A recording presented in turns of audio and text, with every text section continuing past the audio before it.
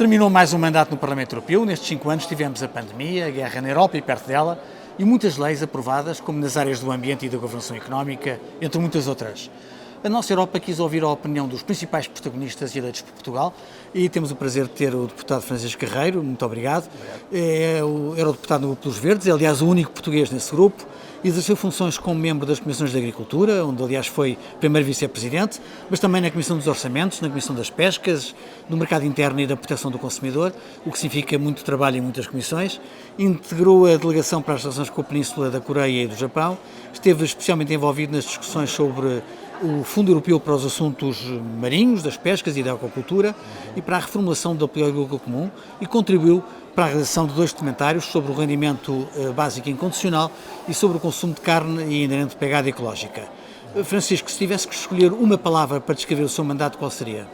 Antes de mais, obrigado pelo convite e pela conversa. Eu diria coerência, porque desde o primeiro dia de mandato e mesmo de campanha que assumi que deveria ser coerente não só com o programa para o qual eu fui eleito, mas também com os meus valores e, portanto, desde o primeiro dia até agora ao final, tenho mantido essa coerência e os resultados também assim o demonstram, portanto, não só na participação nos votos, como também nos fecheiros do que fui responsável e todo o trabalho político inerente tem tido essa coerência e, portanto, se há uma coisa que realmente mesmo a sociedade civil sabe denotar da minha presença e da minha participação, é essa coerência. E onde é que se sentiu mais realizado? Qual foi o principal desafio do seu mandato? Bem, eu diria que houve um momento particular que me senti realmente realizado, foi quando passou uma emenda dentro da discussão da política agrícola comum no Parlamento Europeu, que era para retirar os subsídios à tauromaquia dentro da PAC.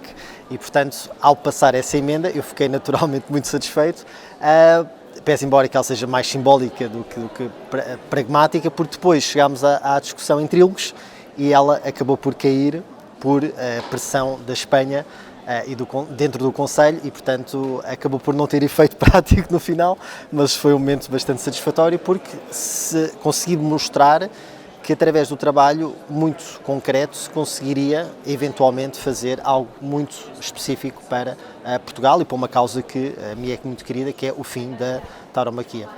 E, na sua opinião, o que é que correu pior? O que é que não conseguiu realizar? O que é que lamenta não ter conseguido fazer?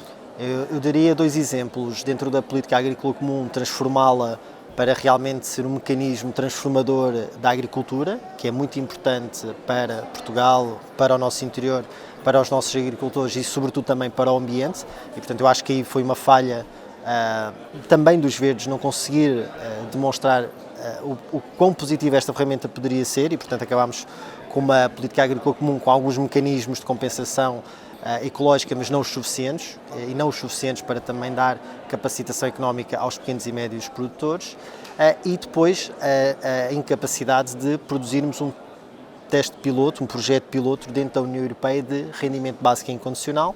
O que é que isto quer dizer? Era um projeto piloto que desse dinheiro diretamente às pessoas, para elas depois se capacitarem, para testarmos sim os efeitos positivos e negativos dessa transferência direta de dinheiro, sobretudo devido aos estatutos e às inerências da União Europeia que não permitem essa transferência de dinheiro de modo indiscriminado e, portanto, é algo que foi impossível de fazer, mas que foi apresentado um projeto para o fazer que não passou. Na sua opinião, quais são os principais desafios para os próximos 5 anos? Eu diria a luta contra o negacionismo climático e, portanto, o aumento dos movimentos extremistas, sobretudo de extrema-direita, que são negacionistas climáticos e, portanto, põem em pausa ou em retrocesso todos os avanços que foram feitos neste último mandato, que, a bem ou mal, foram tidos e, portanto, que houve um grande esforço coletivo de todas as forças políticas progressistas e pró-europeias em conseguir fazer esse compromisso e que agora poderá ficar on hold, como se costuma dizer. E, portanto, eu acho que esse é um dos grandes desafios, não só para o projeto da União Europeia, mas também para as próprias economias europeias, que não vão beneficiar de serem pioneiros nessas áreas. E nós podíamos ter um papel dinamizador não só a nível interno, mas também externo, com uma geopolítica e uma influência geopolítica nos outros blocos. Quer deixar um conselho àqueles que vão estar nesta casa nos próximos 5 anos? Sim, que sejam coerentes e que acabem por trabalhar sempre, não esperando que isto seja um sprint, trabalhem como se fosse uma maratona. E, portanto, desde o primeiro dia até ao último, conseguirem perceber quais são os seus temas fundamentais e depois aplicá-los do modo mais coerente possível. Eu sei que há aqui grupos, sobretudo um que não será muito pró-europeu e, portanto, a minha mensagem será mais para os pró-europeístas do que para essa força política. Francisco, muito obrigado pelo mandato e pelo trabalho de qualidade e por este testemunho. Obrigado.